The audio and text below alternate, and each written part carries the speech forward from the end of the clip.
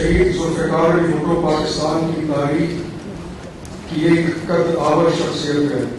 آپ نے ملک کے سیاسی منظرنامے پر انمٹ نقوش چھوڑے. آپ ایک رشواتی شخص پر 1950 کی دہائی کے اوائل میں شروع ہوا.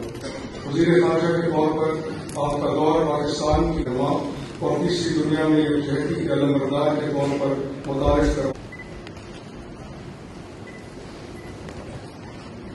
1950 کی دہائی کے اوائل میں شروع ہوا. وزیر خارجہ کے طور پر آپ کا دور پاکستان کی نما اور تیسری دنیا میں یکجہتی کے علمبردار کے طور پر متعارف کر عام کردار آپ کی ثقافتی بصیرت اور عالمی قد کو واضح کرتا ہے. قربانیوں کی یاد دلاتی ہے. خدمات عامہ کے شعبے میں آپ کی گران نئے پاکستان بعد از وفات کا اعزاز عطا کیا ہے. آپ کا اعزاز آپ کی صاحبزادی محترمہ سنم کو وصول کرے گی.